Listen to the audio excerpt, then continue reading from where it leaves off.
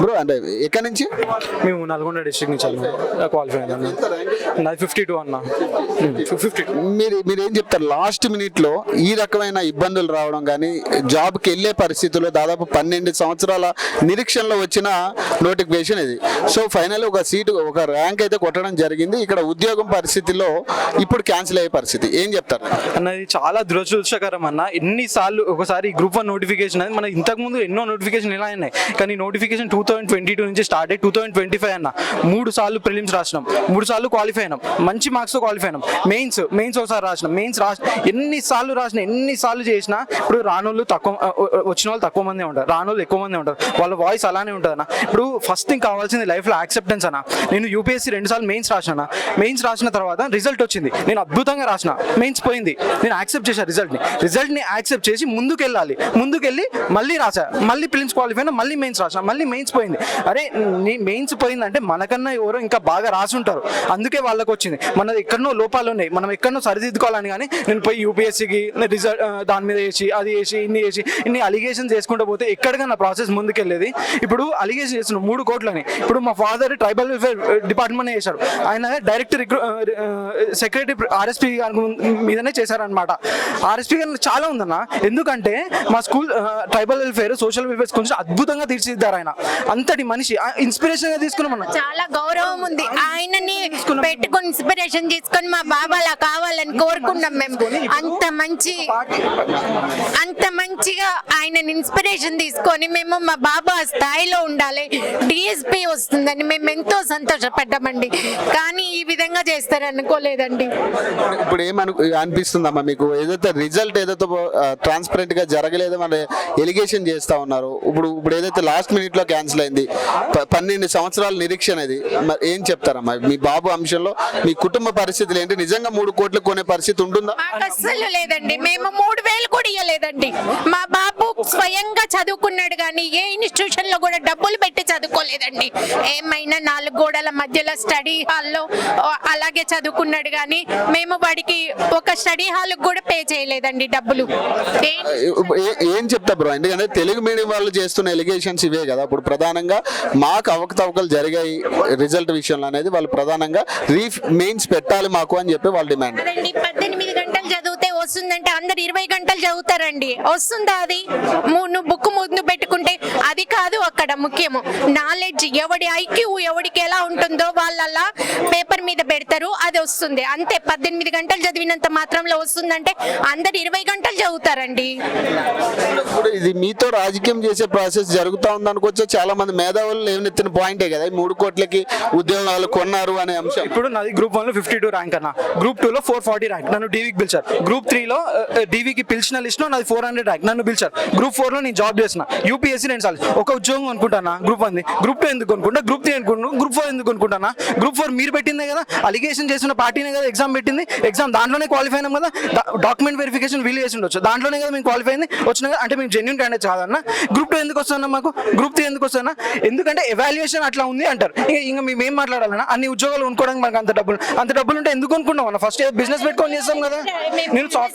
నేను సాఫ్ట్వేర్ ఉద్యోగం మానేసి వచ్చిన 2016 పాస్ అవుట్, 2019 వరకు నేను జాబ్ చేసి వద్దు, నాకు అది వద్దు అని చెప్పి దీనికోసం నేను వచ్చాను. యూపీఎస్సీ రాశాను, నాకు ఏ రిజర్వేషన్ లేదు, నేను కూర్చొని చదువుకుంటున్నా. ఎంత లేదన్నా ఆ స్టడీ హాల్ తప్ప ఒక సినిమాకు అనిపోయింది, కానీ ఇంటికి ఎన్నిసార్లు వచ్చిన అడగండి లేవు, ఒక పండగలు లేవంటే అమ్మ జాబ్ వచ్చాక మనం ఎన్ని పండగలన్నా చేసుకోవచ్చు. పండగ కాదు ముఖ్యం ఇది అని ఇంటికి కూడా రాకపోయేవాడు. చుట్టుపక్కల 2 గంటల్లో రారెందుకండి అని అడిగేవాళ్ళు. ఇప్పుడు ఏం అడుగుతున్నారమ్మా ఫైనల్ గా? మాకు డివిజన్ బెంచ్ లో న్యాయం చేయండి, మా పిల్లలందరూ జెన్యూన్ గానే వచ్చారు. మా పొజిషన్ లో మీరుంటే తెలుస్తుందని వాళ్ళు అడుగుతున్న పాయింట్ ఇదే. మా పొజిషన్ లో మీరుంటే మీకు అర్థం. పొజిషన్ నుంచి ఆ నిరుద్యోగుల పొజిషన్ నుంచే మేము కూడా వచ్చినామన్నా. ఆ పొజిషన్ లో యూపీఎస్సీ పోయినప్పుడు ఆ పొజిషన్ నాదే కదన్నా, నేను కూడా యూపీఎస్సీ పోయినా ఫెయిల్యూర్ 2 రోజులు రూమ్ నుంచి బయటికి రాలేదన్నా. ఎలాంటి డిప్రెషన్ పోతుంది తెలుసా? చదివి అన్ని ఇప్పుడు ఇది వచ్చిందని చెప్పి దాని మీద కాన్సన్ట్రేట్ చేయకుండా మెయిన్స్ రాసినోడు ప్రిలిమ్స్ లోనే పోయింది, ఎందుకంటే జాబ్ ఉంది కాబట్టి. ఇప్పుడు టీజీపీఎస్ లో ర్యాంక్ వచ్చిన వాళ్ళు కూడా మా ఫ్రెండ్స్ యూపీఎస్సీ లో క్వాలిఫై ఇప్పుడు లబ్బాసన కూర్చున్నారు. ఇప్పుడు ఈ రిక్రూట్మెంట్ బోర్డు వాళ్ళని సెలెక్ట్ చేసింది యూపీఎస్సీ, కాన్స్టిట్యూషన్ బాడీ యూపీఎస్సీ కూడా వాళ్ళని రిక్రూట్ చేసింది. అంటే అక్కడ వేసింది కరెక్ట్, ఇక్కడ వేసింది తప్పైతే అన్న. 267 ర్యాంక్ ఉన్నాడు అన్న, సాయి చైతన్య కాదు. 68 ర్యాంక్ వచ్చింది యూపీఎస్లో. మరి 2 దాంట్లో వచ్చింది, మరి తప్పైందా అన్న? ఇప్పుడు ప్రిలిమ్స్ ఇన్నిసార్లు క్వాలిఫై అయినాం, యూపీఎస్సీ ఇన్నిసార్లు రాసినాం, అంతే. ఏం అడుగుతున్నావు అన్న మీరు మీ తరపు నుంచి ఏం చెప్పబోతున్నారు? అడుగుతున్నామంటే ఈ రాజకీయాలన్నీ మానేయండి అన్న. ప్రాసెస్ కరెక్ట్ గానే జరిగింది, అన్ని జరుగుతుంది, కోర్టు చూసుకుంటుంది, కోర్టు దాన్ని బట్టి అది చెప్పింది. మేము డివిజన్ బెంచ్ కి మా హక్కుగా పోతున్నాం. ఇప్పుడు ఎన్నో కేసులు హైకోర్టులో అయినాయి, సుప్రీంకోర్టులో ఉన్నాయి. సుప్రీంకోర్టులో పోయిన తర్వాత డివిజన్ బెంచ్ వేసి మళ్ళీ కేశవానంద భారతి కేసు ఉంది, అది ఆల్రెడీ ఏమంటే బేసిక్ స్ట్రక్చర్ లేదు అన్న కేసుని అన్నిసార్లు తీసుకొచ్చి అన్ని వేసిండ్రు. అందుకు మనం ఈ రోజు ఊపిరి పీల్చుకుంటున్నాం అన్న అందరం. మీ తల్లిదండ్రులు మాట్లాడుతున్న సమయంలో కూడా లైవ్ కింద వచ్చే కామెంట్స్ అన్ని కూడా వీళ్ళ కాంగ్రెస్ దగ్గర నుంచి వకావత్తు పుచ్చుకుని ఇక్కడ మాట్లాడుతున్నారనే కామెంట్స్ చాలా వచ్చినాయి. వీటికి టీవీ న్యూస్ చాలా నడుపుతున్నారు. ఒక దాని కింద కామెంట్స్ ఎలా వస్తాయో మీకు తెలియదు అన్న? తెలియదు. ఎట్లా వస్తాయో తెలుసా? ఇప్పుడు వాడు తప్పు అని చెప్పినాడు, కరెక్ట్ అని చెప్పుకుంటూనే ఉన్నా, కామెంట్సే కదన్నా చెప్పేది. ఆ కామెంట్స్ పెడుతూనే ఉన్నారన్న. మేము నిజాయితీగా వచ్చినాం కాబట్టి నిజంగా వచ్చి పొలిటికల్ ఎజెండా అనేది ఒకటి రుద్దే ప్రయత్నం చేస్తా ఉన్నారు, ఇటు తెలుగు మీడియంకి అటు ఇంగ్లీష్ మీడియంకి అనే ప్రధానంగా ఈ అంశం. ఖచ్చితంగా పొలిటికల్ ఇష్యూ చేద్దామని అనుకుంటున్నాను. ఇప్పుడు గ్రూప్ 1 గురించి మాట్లాడితే న్యూస్ లో ఉంటాం, అన్ని అవుతాయన్న.